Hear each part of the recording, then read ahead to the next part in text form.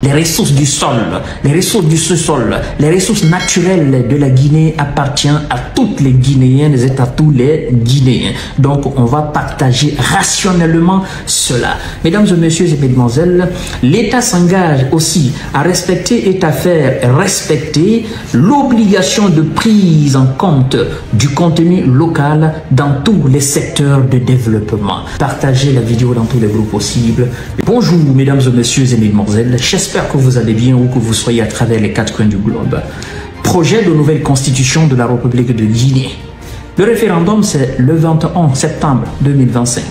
Les campagnes commencent bientôt. Partagez la vidéo dans tous les groupes possibles. Est-ce que vous avez lu? Est-ce que vous avez compris? N'oubliez pas de le faire, c'est très important. 199 articles. Si le oui l'emporte sur le non le 21 septembre, ça veut dire que ce serait définitivement la nouvelle constitution guinéenne. Le contenu est très intéressant. Élaboré par les Guinéens et Guinéens au Conseil national de transition qu'on appelle CNT, je vous parle de son article 6. Les principes fondamentaux de l'État. L'article 6 dit ceci. L'État s'engage à respecter et à faire respecter les principes fondamentaux ci-après. 1. Je veux dire 1. La sacralité de la vie humaine. L'État s'engage à respecter la sacralité et à faire respecter cette sacralité. Ça veut dire que la vie humaine est sacrée. Personne n'a le droit d'ôter la vie à son prochain. 2. L'inclusion, l'équité et l'égalité. Personne n'a le droit d'exclure une Guinéenne ou un Guinéen, n'est-ce pas, de la Guinée. Nous sommes égaux, femmes, hommes, handicapés, enfants. Nous sommes égaux devant la loi. L'État s'engage à respecter l'unité et la cohésion nationale. La Guinée, one, indivisible. La cohésion nationale, vous n'avez pas le droit de perturber cette cohésion. L'État s'engage à respecter, à faire respecter l'exercice pacifique des libertés et droits fondamentaux. L'exercice pacifique des libertés et droits fondamentaux. Ah oui, on ne mène pas cette liberté dans l'anarchie, dans la violence. Non, l'État s'engage à respecter, à faire respecter cela. L'inviolabilité du patrimoine national, des symboles et biens de l'État. Ah, ceux qui s'en prennent souvent au patrimoine de l'État et les biens de l'État, ce qui appartient à l'État appartient à tout le monde. Un particulier n'a guère le droit de s'en prendre à un bien de l'État. L'État se dit quoi? Je vais respecter et je ferai respecter.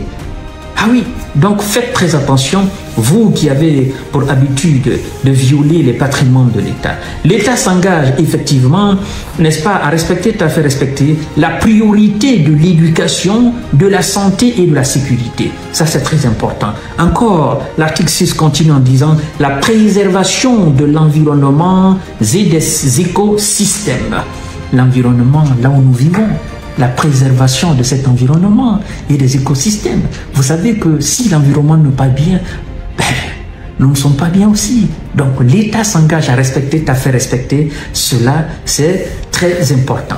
L'État s'engage évidemment à respecter, à faire respecter la préservation des intérêts nationaux contre l'acquisition ou la cession de grandes superficies de terre par des personnes physiques ou morales, nationales ou étrangères. Ça aussi, c'est très clair. L'État s'engage à respecter, à faire respecter cette partie-là aussi.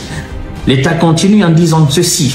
L'article 6 continue en disant ceci. La gestion rationnelle, transparente et équitable des ressources naturelles pour le bien-être des populations à tous les niveaux.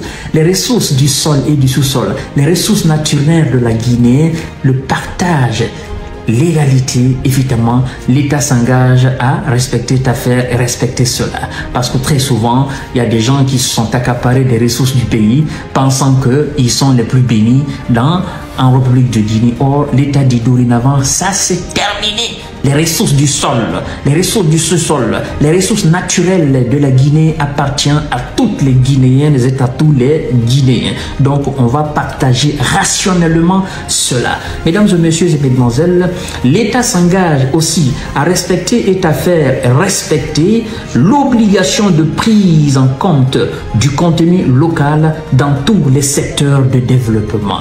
Si vous êtes entrepreneur étranger, vous voulez investir en Guinée, vous ne viendrez pas avec de la main-d'œuvre qualifiée.